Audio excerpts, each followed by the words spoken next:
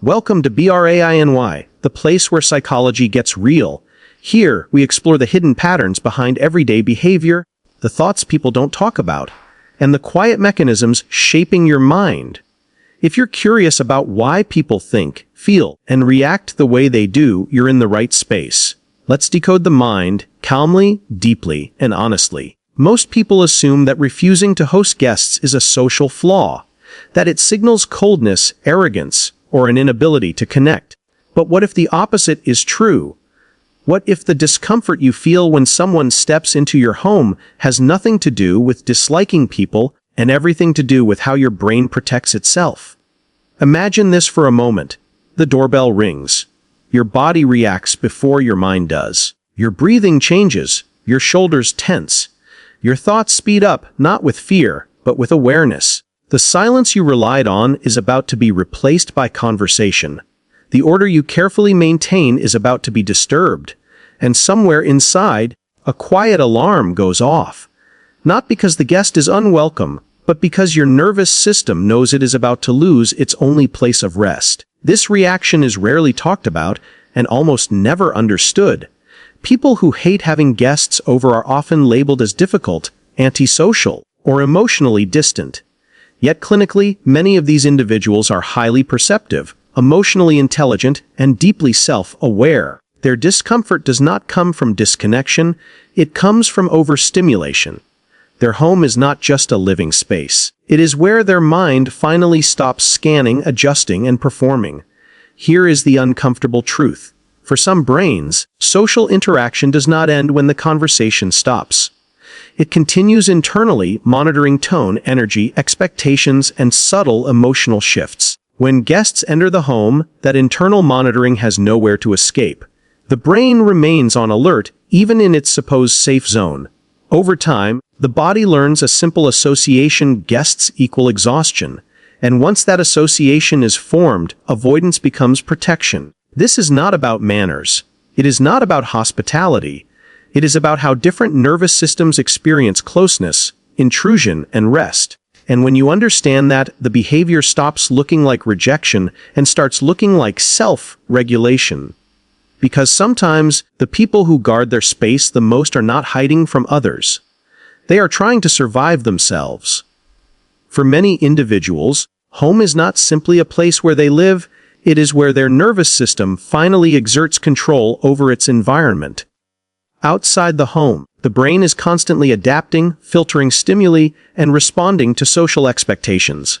Inside it, the mind expects relief. When this relief is disrupted, even subtly, the reaction can feel disproportionately intense.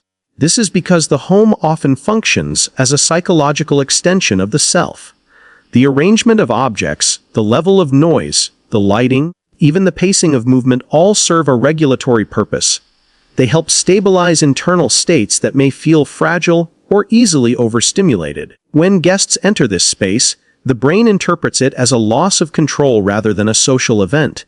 The individual may feel watched, evaluated, or required to maintain a version of themselves that normally dissolves at home. Even well-meaning visitors introduce unpredictability, changes in routine, energy, and expectation. For a nervous system accustomed to self-regulation through solitude, this feels invasive, not emotionally, but neurologically. The body responds with tension, restlessness, or irritability, not because the person dislikes company, but because their primary recovery environment has been compromised. In this sense, protecting the home becomes less about privacy and more about maintaining psychological equilibrium.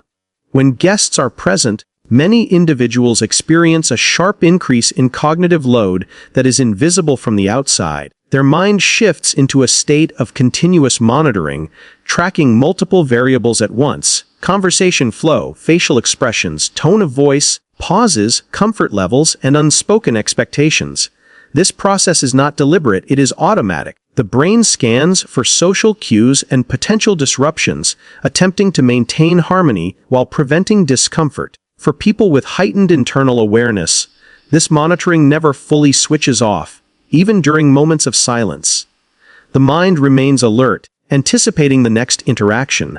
This sustained hypervigilance drains mental energy rapidly. Unlike physical fatigue, it manifests as irritability, mental fog, or a strong urge for solitude. The exhaustion is not caused by the guests themselves, but by the constant internal calculation required to host them. Every decision, when to speak, when to listen, how to respond, adds another layer of mental effort. Over time, the nervous system associates hosting with depletion rather than connection. What looks like calm hospitality often conceals intense internal strain. Once the guests leave, the relief can be immediate and profound, highlighting that the exhaustion was cognitive, not emotional. Avoidance then becomes a learned response, designed to preserve mental stability rather than reject social bonds. For some individuals, psychological stability is closely tied to a sense of control over their immediate environment. This control is not about dominance or rigidity, but about predictability. Knowing where things are, how the day will unfold, and what sensory input to expect allows the nervous system to remain calm. The home becomes a carefully balanced ecosystem where external demands are minimized and internal order is restored. Even small, seemingly insignificant disruptions can unsettle this balance because they interfere with the brain's ability to anticipate what comes next. When guests enter this controlled environment, predictability is instantly reduced. Routines shift, noise levels change, objects are moved, and personal rhythms are interrupted. For someone with high boundary sensitivity, this feels less like social engagement and more like a loss of autonomy. Their internal system must constantly adapt to external variables, which recreates the very conditions they come home to escape. This is why discomfort may arise even with close friends or family. The issue is not trust or affection, it is the nervous system's response to disrupted boundaries. Protecting space, in this context, becomes an act of self-regulation. Boundaries are not walls meant to exclude others. They are structures that allow the individual to remain psychologically intact. Early relational experiences shape how the brain understands closeness, safety, and emotional demand. For some individuals, connection in childhood required vigilance, self-adjustment, or emotional restraint. Affection may have been inconsistent, boundaries unclear, or privacy frequently violated. As a result, the nervous system learned to associate proximity with effort rather than ease.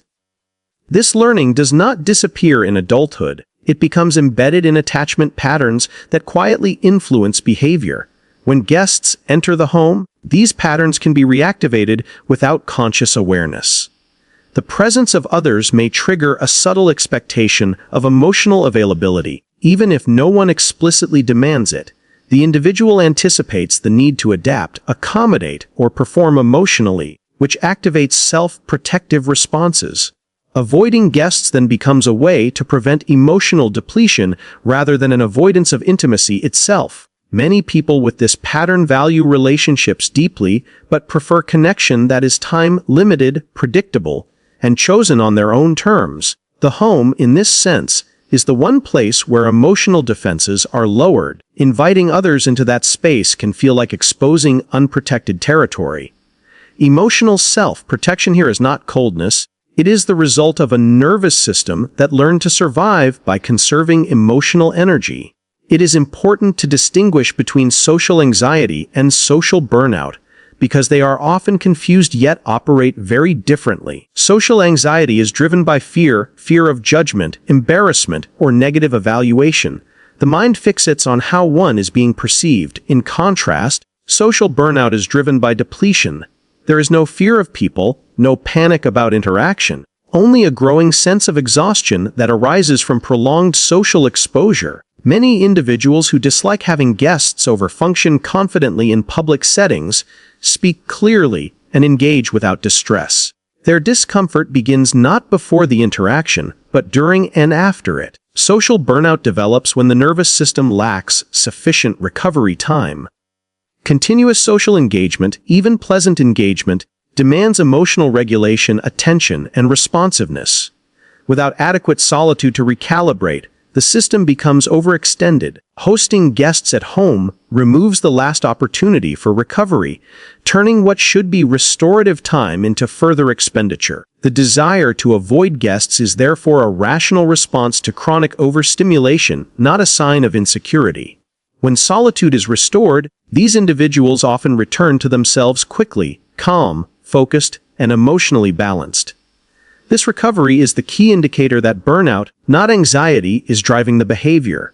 Disliking having guests over is not a failure of character, warmth, or social ability. It is a message from the nervous system, clear, direct, and often ignored. When we reduce this behavior to labels like rude, antisocial, or difficult, we miss what is actually happening beneath the surface. We overlook the quiet intelligence of a mind that knows its limits, and a body that understands what it needs to remain stable. Psychological health is not measured by how accessible you are to others, but by how accurately you respond to your own capacity. Some people restore themselves through connection. Others restore themselves through control, predictability, and solitude. Neither is superior. They are simply different regulatory strategies. When someone protects their home, they are often protecting the only place where their nervous system is allowed to exhale. The most damaging mistake is forcing openness where regulation is needed. Over time, this leads not to closeness, but to resentment and emotional shutdown. True respect, both for ourselves and for others, begins when we stop demanding sameness and start honoring difference. Because boundaries are not a rejection of people. They are an act of self-preservation.